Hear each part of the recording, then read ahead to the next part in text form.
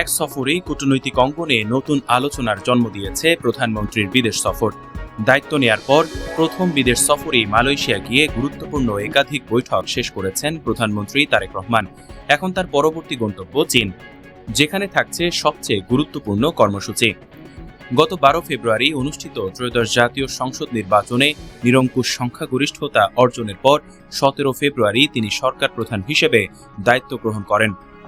দায়িত্ব নেওয়ার পর এটি ছিল তার প্রথম সরকারি বিদেশ সফর। মালয়েশিয়া সফরে তিনি প্রধানমন্ত্রী আনোয়ার ইব্রাহিমের সঙ্গে একান্ত বৈঠকে বসেন। পরে সীমিত পরিসর ও প্রতিনিধি পর্যায়ের বৈঠকে দুই দেশের অর্থনৈতিক সহযোগিতা, শ্রমবাজার, বিনিয়োগ এবং দ্বিপাক্ষিক সম্পর্ক নিয়ে বিস্তারিত আলোচনা হয়। বৈঠক শেষে দুই নেতা যৌথ সংবাদ ব্রিফিংয়ে অংশ নেন এবং পরে নৈশভোজ ও সাংস্কৃতিক অনুষ্ঠানে যোগ দেন।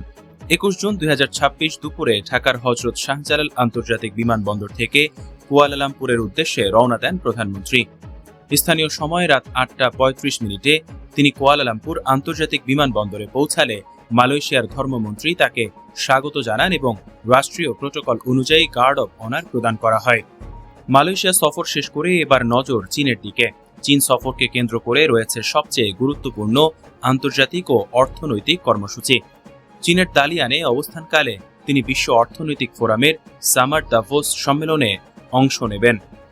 সেখানে জলবায়ু পরিবর্তনের প্রেক্ষাপটে বৈশ্বিক নেতৃত্ব নিয়ে একটি গুরুত্বপূর্ণ অধিবেশনে প্রধান বক্তা হিসেবে বক্তব্য রাখবেন।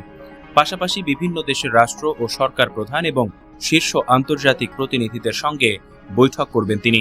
এরপর প্রধানমন্ত্রী চীনের রাজধানী বেইজিং সফর করবেন। সেখানে তার সরকারি সফরের মূল কর্মসূচি অনুষ্ঠিত হবে। সেখানে চীনের সঙ্গে দ্বিপাক্ষিক সম্পর্ক আরও গভীর করার পাশাপাশি বড় ধরনের বিনিয়োগ ও সহযোগিতার নতুন দিগন্ত খোলার আলোচনা হবে বলে জানা গেছে। সবচেয়ে গুরুত্বপূর্ণ অংশ হিসেবে 25 জুন বাংলাদেশ বিনিয়োগ উন্নয়ন কর্তৃপক্ষ আয়োজিত বিনিয়োগ সম্মেলনে তিনি প্রধান বক্তা হিসেবে বক্তব্য দেবেন। সেখানে চীনা বিনিয়োগকারী ও ব্যবসায়ী প্রতিনিধিদের সামনে বাংলাদেশের অর্থনৈতিক সম্ভাবনা, বিনিয়োগের সুযোগ এবং ভবিষ্যৎ পরিকল্পনা তুলে ধরা হবে। প্রধানমন্ত্রীর কার্যালয়ে ভেরিফাইড ফেসবুক পোস্ট থেকে এসব তথ্য জানা গেছে।